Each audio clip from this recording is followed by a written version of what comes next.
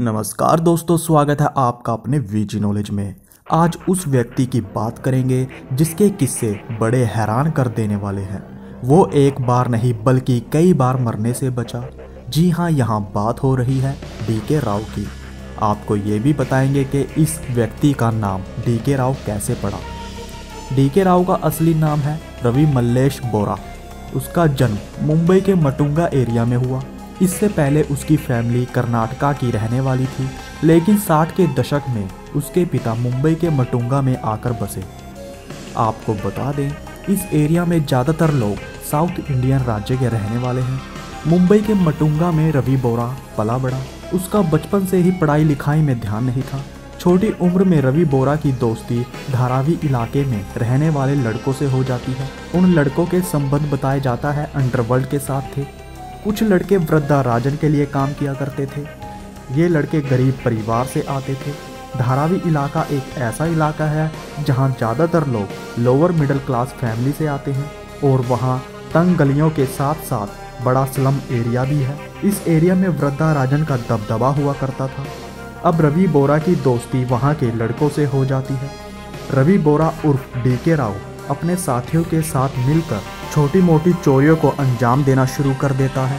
वो और उसके साथी अब बड़ी छलांग लगाना चाहते थे, जिसके बाद उन्होंने कई बैंकों पर नज़रें रखनी शुरू कर दी थी। जब भी कोई बैग वगैरह में भारी रकम जमा करवाने आता तो उसको डीके राव द्वारा लूट लिया जाता।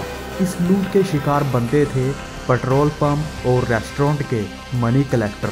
धीरे धीरे उन्होंने बैंक की वैनों को भी लूटना शुरू कर दिया। पुलिस उनको पकड़ने में हर बार नाकामयाब हो रही थी। पुलिस के लिए डीके राव सरदर्द बन चुका था।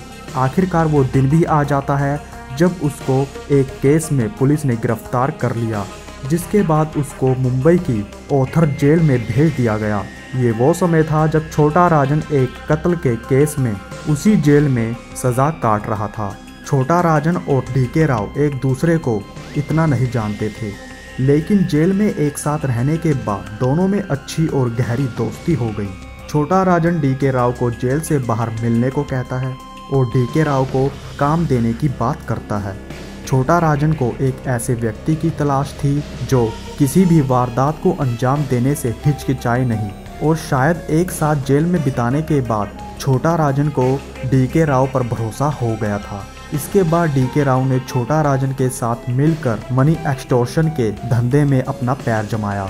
सन 1985 में डीके राव के ऊपर एक के बाद एक केस दर्ज होते चले गए, जिसमें रंगदारी, हत्या की कोशिश जैसे मामले शामिल थे। एक वो समय भी आया जब पुलिस ने डीके राव पर नजरें रखनी शुरू कर दी। पुलिस को डीके राव के अगले एक्शन के बारे में पता चल जाता है, और वो एक्शन था अपने साथियों के साथ मिलकर नागपाड़ा के एक व्यक्ति पर डकैती करना। पुलिस ने मौका देख उन पर गोलियां चलाई। दोनों तरफ से फायरिंग की जा रही थी। इसमें डीके राव के 3 साथियों को गोलियां लगी और उसके 3 साथी गंभीर रूप से घायल हो गए। गोली डीके राव के भी लगी थी, लेकिन चोट मामूली थी, इसलिए वो भाग निकलने में कामयाब हो गया। इतना कुछ हो जाने के बावजूद भी डीके राव थमा नहीं। उसका बैंक लूटना, धमकियां देकर पैसे मांगना और हत्या जैसे काम अभी भी जारी थे। कहते हैं एक डॉक्टर था जो कि पैसे लेकर ज्वेलरी शॉप पर जा रहा था अपनी बेटी की शादी की खरीदारी करने के लिए। वो भी साउथ इंडियन था। डॉक्टर को डीके राव द्वारा लूट लिया जाता है। इस घटना के बाद वो डॉक्टर पुलिस के बड़े अधिकारी डी शिवानंदन के पास गया। उस डॉक्टर की पुलिस के साथ अच्छी जान पहचान थी। डॉक्टर ने पुलिस को सारी बात बताई। कहीं ना कहीं पुलिस और डॉक्टर को मालूम था कि इस लूट में डीके राव का हाथ है। इस मामले की जब पुलिस ने तफ्तीश की तो पता चला कि इस काम को डीके राव ने ही अंजाम दिया था। पुलिस के बड़े अधिकारी ने डीके राव को पकड़ने के लिए स्पेशल सेल टीम बनाई। पुलिस को डीके और उसके 4 साथियों की दादर एरिया में होने की खबर मिली, जिसके बाद उनकी घेराबंदी की गई। ये एनकाउंटर काफ़ी देर तक चला। जब पुलिस को लगा कि 5 मारे जा चुके हैं, उनकी डेड बॉडी को पुलिस गाड़ी में डालकर हॉस्पिटल पहुंचाया गया। डॉक्टर्स ने भी 5 की बॉडी को मृत घोषित कर दिया और उनको सफ़ेद चादर से ढक दिया। अब एनकाउंटर पुलिस का काम खत्म हो चुका था और आगे की कार्रवाई के लिए पुलिस वहां से चली जाती है। तभी अचानक डीके राव की डेड बॉडी जिंदा हो जाती है। कहते हैं इस एनकाउंटर में डीके राव को 7 गोलियां लगी थी। इस बात का आज तक सच निकलकर सामने नहीं आया कि क्या असल में एनकाउंटर के बाद चेकिंग के दौरान डीके राव ने अपना सांस रोक लिया था। अगर वो बेहोश था तो उसकी आंखें एनकाउंटर स्पेशलिस्ट के जाने के बाद ही क्यों खुली। यहाँ से ही उसका नाम डीके राव पड़ा। चलिए आपको बताते हैं कैसे। बताया जाता है कि जब एनकाउंटर के बाद चेकिंग हो रही थी तो उस समय डीके राव की जेब से आईडी कार्ड मिला। वो एक बैंक एम्प्लॉय कार्ड था। उस कार्ड में फोटो रवि मल्लेश बोरा की थी, लेकिन नाम था डीके राव। बस तब से ही ये शख्स पुलिस रिकॉर्ड और लोगों की नज़रों में डीके राव के नाम से ज़्यादा मशहूर हो गया।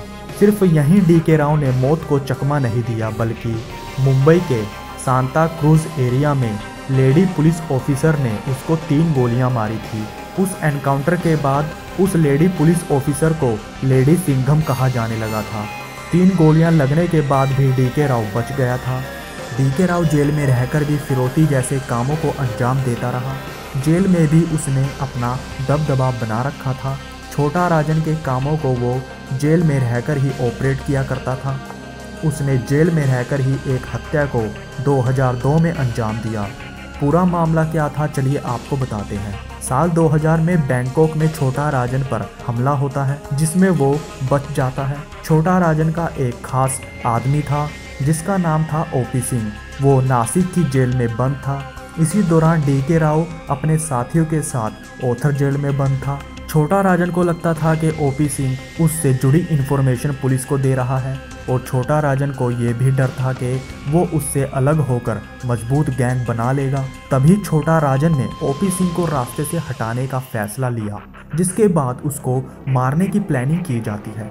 कोर्ट द्वारा परमिशन ले डीके राव और उसके 10 अन्य साथी ओथर जेल से नासिक जेल ट्रांसफर कर दिए गए। ओपी सिंह को लगता था कि डीके राव उसी की गैंग का है। कहीं ना कहीं ओपी सिंह उन सब के यहाँ आने से खुश था। उसको लगता था कि यहाँ नासिक जेल में उसको अच्छी सपोर्ट मिलेगी, लेकिन इसको लेकर वो पूरी तरह गलत था। दिन अच्छे जा रहे थे। एक दिन पुलिस ने सुबह आकर देखा कि ओपी सिंह मरा पड़ा है। उसके शरीर पर किसी भी चोट का निशान नहीं था। सबको यही लग रहा था कि उसकी मौत हार्ट अटैक से हुई है। जब बॉडी को पोस्टमार्टम के लिए भेजा गया तो उससे पता चला कि उसकी मौत गला घोटने से हुई थी। इसकी पुलिस ने तफ्तीश की तो पता चला कि डीके राव ने ही उसको मारा था। इस मामले में भी उस पर केस दर्ज हुआ। साल 2016 में वो 32 केसों में से लगभग आधे केसों से बरी हो चुका था। वो जेल से बाहर आने के बाद धारावी में आ जाता है। वह बाहर आने की खुशी में पार्टी रखता है। इस पार्टी में वो 10 से 12 पुलिस वालों को बुलाता है।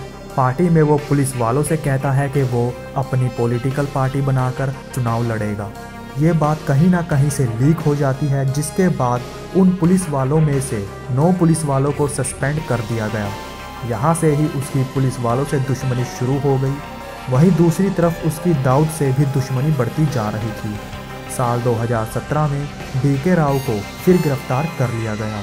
इसका कारण था कि उसने एक बड़े बिल्डर से 50 लाख की फिरौती मांगी थी, जिसके बाद उस बिल्डर की कंप्लेंट पर डीके राव को जेल भेज दिया गया।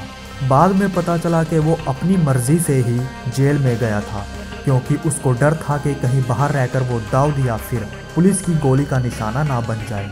कहा तो ये भी जाता है कि कोर्ट से उसको फिरौती मामले में बेल मिल जाती, लेकिन कोर्ट परिसर में ही उसने अपने साथी अनिल पाटिल के साथ झगड़ा कर लिया और हाथापाई की, जिसके बाद उसका दोस्त भागकर जज के पीछे खड़ा हो गया और इसके बाद डीके राव की बेल कैंसिल कर दी गई।